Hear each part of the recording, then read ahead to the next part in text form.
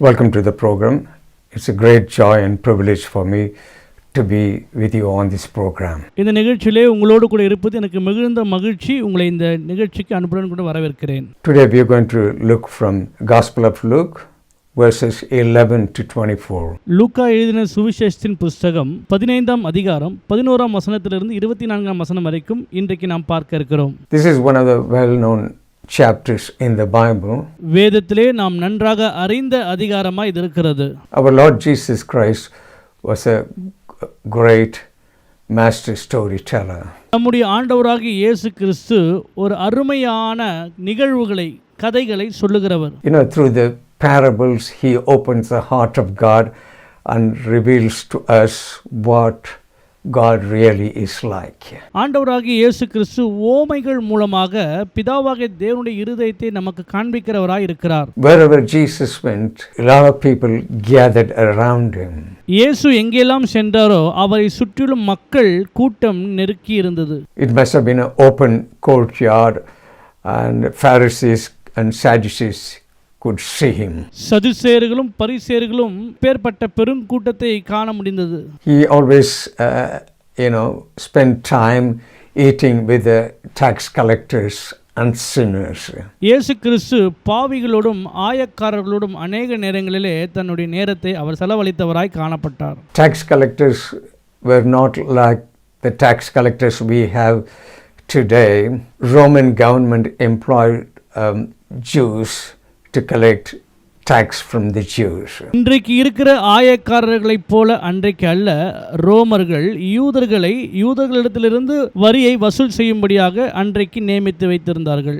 These tax collectors would take a high rate of taxes from the Jews and so they did not like them. இந்த ஆயக்காரர்கள் யூதர்களிடமிருந்து பெரும் தொகையை வரியாக அவர்களிடத்திலிருந்து வாங்குவதினாலே யூதர்களுக்கு அவர்களை பார்த்தால் பெரும்பாலும் பிடிக்காமல் இருக்கும். They despised the tax collectors. According to Pharisees and Sadducees, they are not fit to go to heaven. சதுசேயர்களும் பரிசேயர்களும் பரலோகத்துக்கு போவதற்கு பாத்திரவான்கள் அல்ல. இப்பேற்பட்ட வரி வசூலுக்கிறவர்களை அவர்கள் நிராகரித்தவர்களாய் காணப்பட்டார்கள். If a Pharisee accidentally happened to touch a tax collector, he would go and wash himself. ஒரு பரிசேயரானவர் ஒரு ஆயக்காரனை தொட நேரிட்டால் உடனே அவர் சென்று தன்னை சுத்தம் பண்ணிக்கொள்ளுவார்.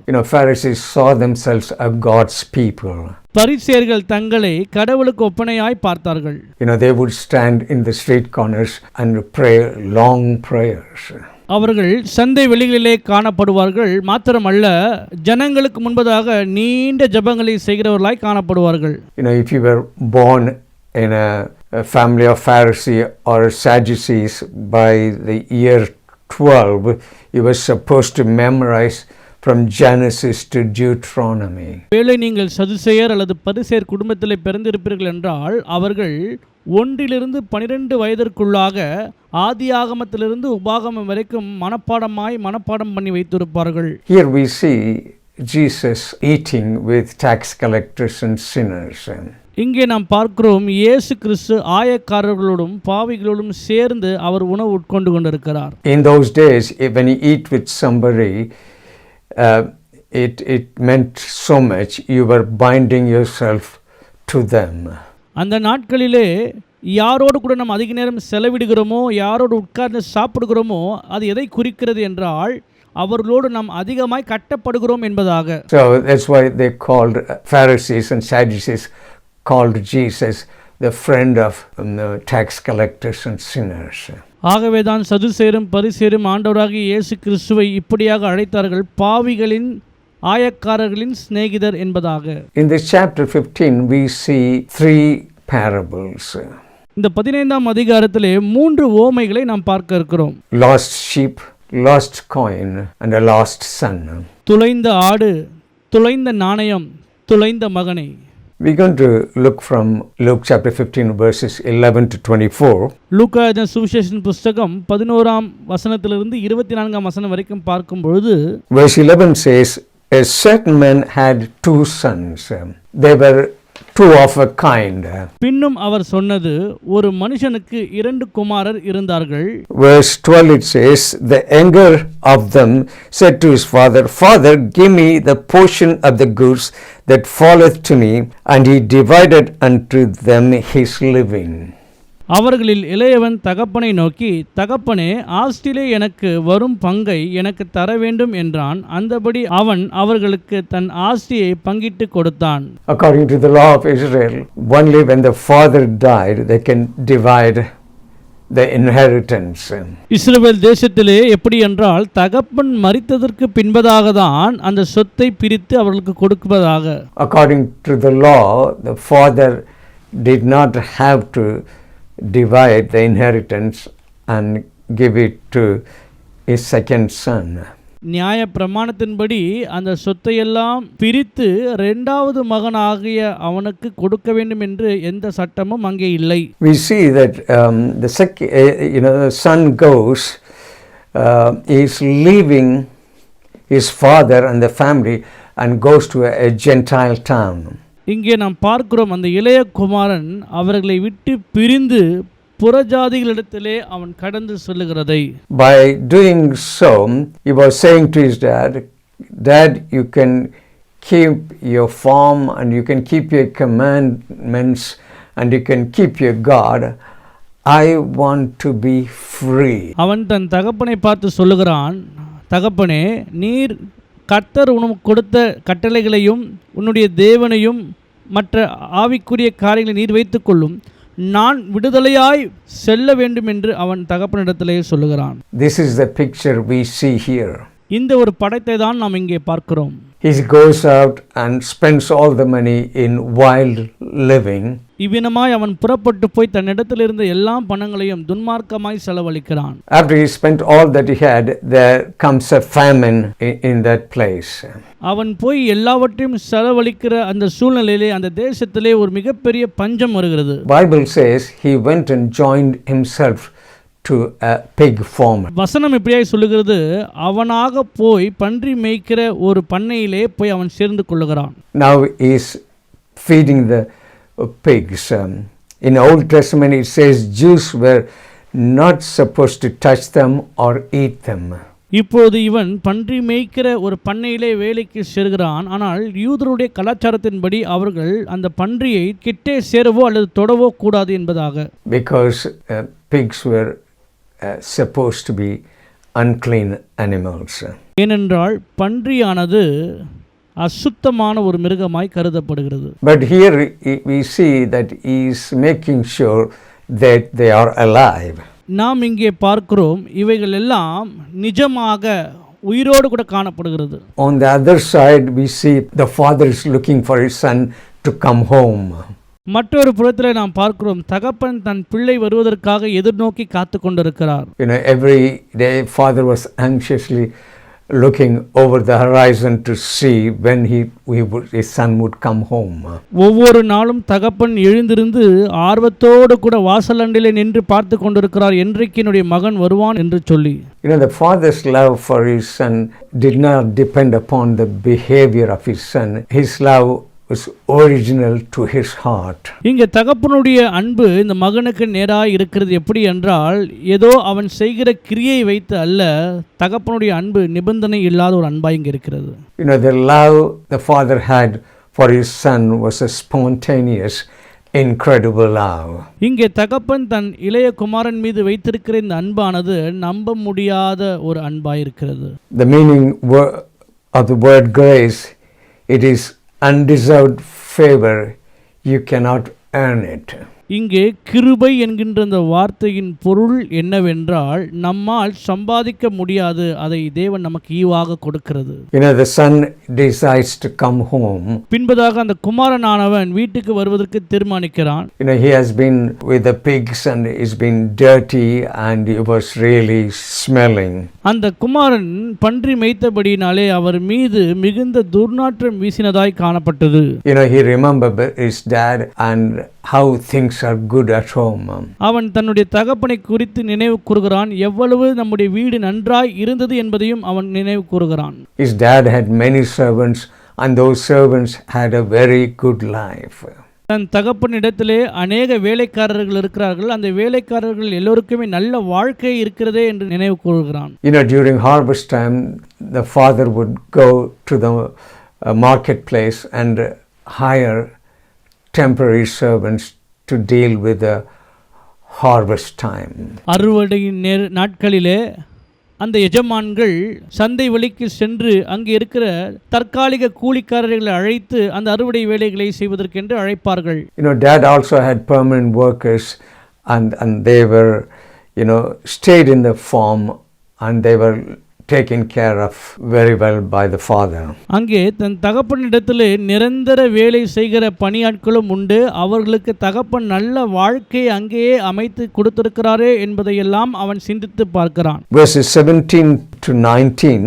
17ஆம் வசனத்திலிருந்து 19ஆம் வசனம் வரை.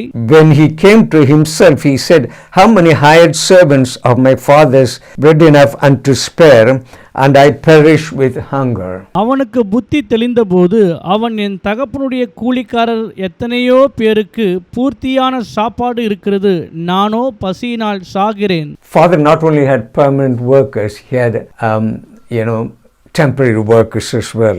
தகப்பனிடத்தில் நிரந்தர வேலையாட்கள் மாத்திரமல்ல, தற்காலிக வேலைக்காரர்களும் இருந்தார்கள். Verse 18 he says, "I will arise and go to my father. I will say unto him, Father, I have sinned against heaven and before thee." நான் எழுந்து என் தகப்பனிடத்திற்கு போய், தகப்பனே, பரத்துக்கு விரோதமாகவும் உமக்கு விரோதமாகவும் பாவம் செய்தேன். Verse 19, "And am no more worthy to be called thy son.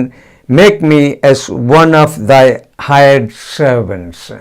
இனிமேல் உம்முடைய குமாரன் என்று சொல்லப்படுவதற்கு நான் பாத்திரன் அல்ல, உம்முடைய கூலிக்காரரில் ஒருவனாக என்னை வைத்துக் கொள்ளும் என்பேன் என்று சொல்லி.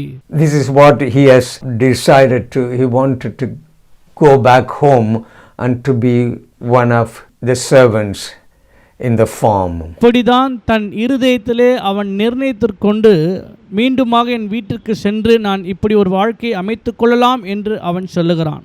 He was completely covered in filth and he's probably very nervous to go back home. தன் வீட்டிற்கு செல்வதற்கு மிகுந்த ஆயத்தம் இல்லாதவனாகவும் அவன் விசனமுள்ளவனாய் காணப்பட்டான். But on the other side, the father is anxiously looking for the return of his son. ஆனால் மறுபக்கத்திலே தகப்பனானவர் தன்னுடைய மகன் வருகைக்காக எதிர்நோக்கி கொண்டிருக்கிறார், அவளோடு கூட. Verse 20 we see, "He arose and came to his father, but when he was yet a great way off, his father saw him, had compassion, and ran and fell on his neck and kissed him." எழுந்து புறப்பட்டு தன் தகப்பனிடத்தில் வந்தான். அவன் தூரத்திலே வரும்போதே அவனுடைய தகப்பன் அவனை கண்டு மனதுருகி ஓடி அவன் கழுத்தை கட்டிக்கொண்டு அவனை முத்தம் செய்தான். The father is looking over the horizon to see and whether his son would come home. As soon as he recognizes his son coming home a long way off, he runs towards him and embraces him and he kissed him. ஒவ்வொரு நாளும் தன் மகன் வருவானா என்று சொல்லி ஆவலோடு எதிர்பார்த்து கொண்டிருந்த தகப்பனுக்கு அன்றைக்கு பார்க்கும் பொழுது தன் மகன் தூரத்திலே வருகிறதை பார்த்து அவனை கண்டு அவனிடமாய் ஓடி சென்று அவனை கட்டி அணைத்து அவனுக்கு முத்தங்கள் செய்தார். Jesus told this story.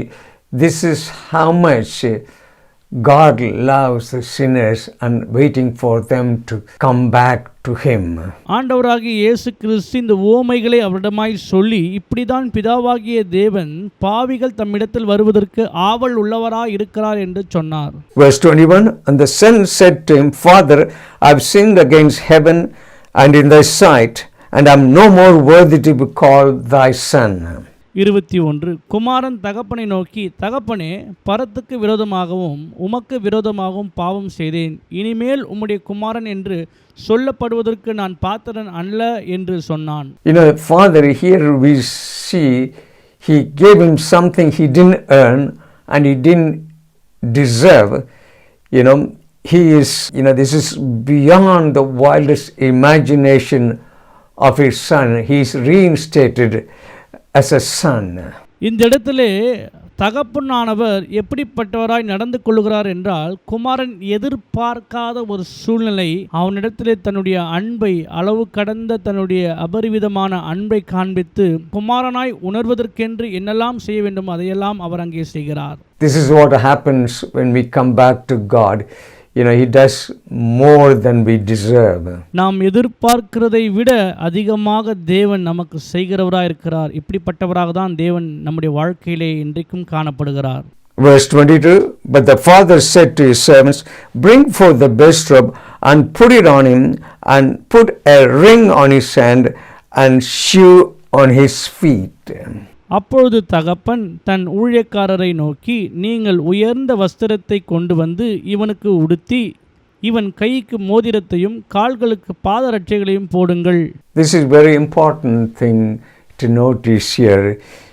He says, bring the best robe from his father's wardrobe and put it on his son.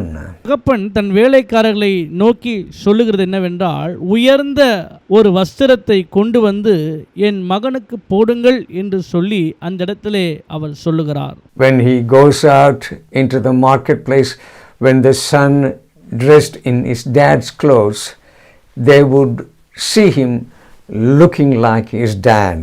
சந்தை வெளியிலே அவர் அப்படிப்பட்ட உயர்ந்த வஸ்திரத்தை போட்டுக்கொண்டு போகும் பொழுது அது எதை காண்பிக்கிறது என்றால், தன் தகப்பனுடைய ஸ்தானத்தை அங்கே அது காண்பிக்கிறதா இருக்கும். In the same way, when we come to God, we are clothed in God's righteousness. இப்படிதான் நாம் தேவனிடத்தில் மீண்டுமாக வரும் பொழுது நாம் தேவனுடைய நீதியினாலே வஸ்திரம் தரிக்கப்பட்டவர்களாய் காணப்படுவோம். The boy, when he goes out in the marketplace, he is looking like his dad. சந்தை வழிகளிலே அந்த இளையகுமாரன் செல்லும் பொழுது அவன் தன் தகப்பனைப் போலவே காணப்படுவான். And he says best robe on him and shoes on his feet, which means it speaks that he's no more slaves. Slaves did not wear shoes. So he is taken back as a son. இந்த வஸ்திரத்தை கொடுத்தது மாத்திரமல்ல, அவனுடைய கால்களுக்கு புதிய பாதரட்சையை போடும்படியாக அங்கே தகப்பன் வேலைக்காரர்களுக்கு சொல்கிறார். அந்த பாதரட்சை எதை குறிக்கிறது என்றால், மீண்டுமாக நான் இவனை என்னுடைய மகனாக ஏற்றுக்கொள்ளுகிறேன் என்பதாக. ஏனென்றால் அடிமைகள் ஒருபோதும் காலணிகளை போட மாட்டார்கள். ஆக இவர் மீண்டுமாக அவனை மகனாக ஏற்றுக்கொள்ளுகிறார். The same way, when we come to God, we are adapted into the family of God. நாம் தேவனிடத்திலே மனம் திரும்பி இணையும் பொழுது மீண்டுமாக அவருடைய குடும்பத்திலே நம்மை அவர் இணைத்துக் கொள்ளுகிறவராய் காணப்படுகிறார். Here we also see they put a ring on his hand. கடைசியாக அவருடைய விரலுக்கு தங்கத்தினால் ஆன மோதிரத்தை போடுகிறார். Ring in Bible days it's different. It's a signet ring. It had signature on it, and whenever you go and do shopping, you will press the signet ring on the wax. That's a payment for that. வேதாகம நாட்களிலே அந்த மோதிரம் என்று சொல்லும் பொழுது அது ஒரு முத்திரையாக காணப்பட்டது. நாம் ஏதேனும் பொருட்கள் கடையிலே வாங்க போனோம் என்றால் அந்த மோதிரத்தை காண்பித்தால் போதும், அதில் இருக்கிற முத்திரை நாம் கொடுக்கிற பணத்திற்கு ஈடாக காட்டும். It's in today's time, it's like giving your son or daughter an American Express card and spend whatever you want to do. It's something like that.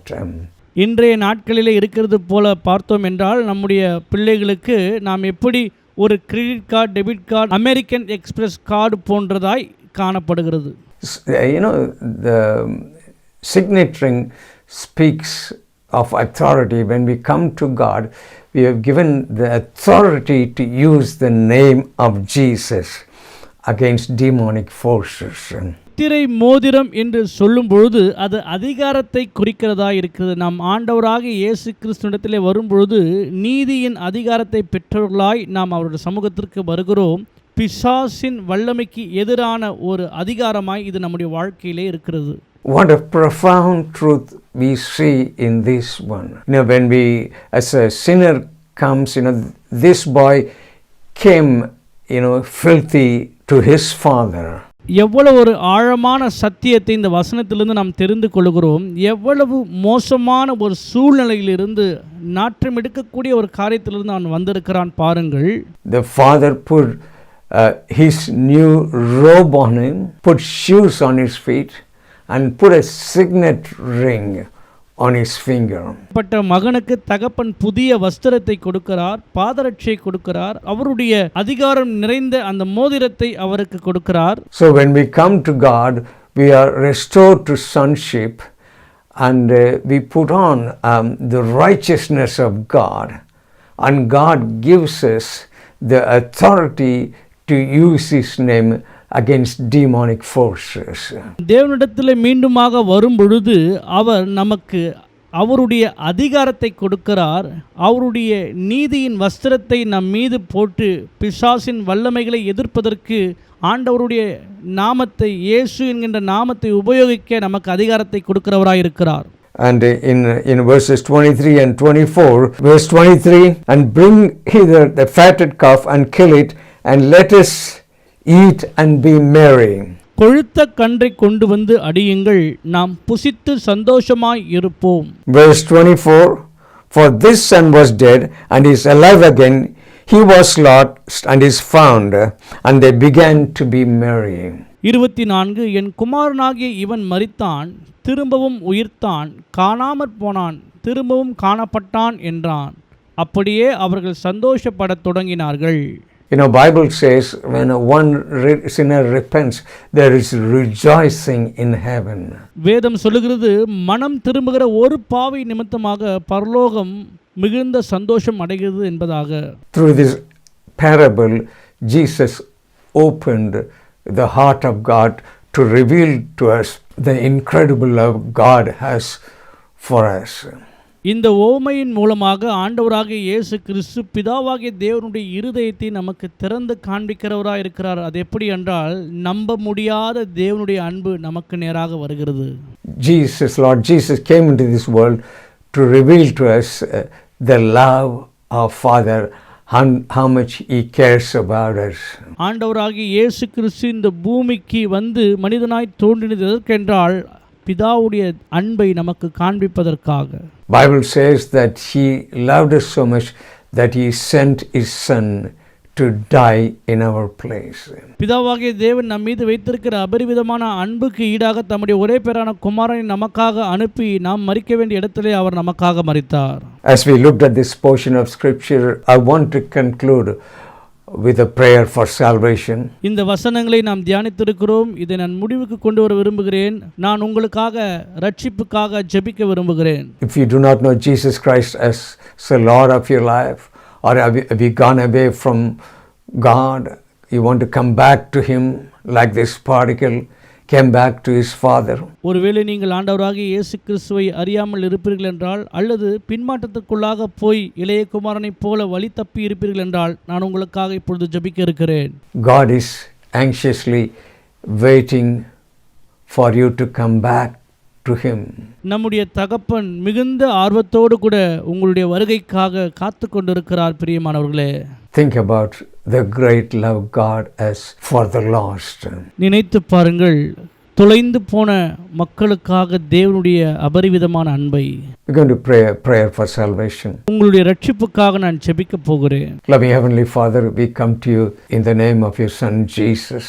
அன்பின் பரலோக பிதாவே, உம்முடைய குமாரனாகிய இயேசு கிறிஸ்துவின் நாமத்தினாலே உம்முடைய சமூகத்திற்கு வருகிறோம். I realize I am a sinner. நான் பாவி என்று நான் உணர்கிறேன். I need to receive you as my Lord and Savior. உம்மை என்னுடைய ஆண்டவராகவும் இரட்சகராகவும் நான் ஏற்றுக்கொள்ள விரும்புகிறேன். I believe you sent your Son to die for me on the cross of Calvary, and he rose again on the third day according to the scriptures. வேத வசனத்தின்படி நான் விசுவாசிக்கிறேன். நீர் உம்முடைய குமாரனை எனக்காக இந்த உலகத்திற்கு அனுப்பி எனக்காக மரிக்க செய்து மூன்றாம் நாளிலே உயிர்த்தெழுந்தார் என்று நான் விசுவாசிக்கிறேன். I repent of my sins. I invite Lord Jesus into my life. என்னுடைய பாவத்திலிருந்து நான் மனம் திரும்புகிறேன். ஆண்டவரே, ஆண்டவராகிய இயேசு கிறிஸ்துவை என் சொந்த இரட்சகராக ஏற்றுக்கொள்ளுகிறேன். Cleanse me with your precious blood. இயேசுவே, உம்முடைய பரிசுத்த இரத்தத்தினால் என்னை கழுவி சுத்திகரித்தருளும். I make you Lord of my life. In Jesus' mighty name, Amen. உம்மை என்னுடைய ஆண்டவராக நான் ஏற்றுக்கொள்ளுகிறேன். இயேசு கிறிஸ்து நாமத்தில் செபிக்கிறேன் பிதாவே, ஆமென்.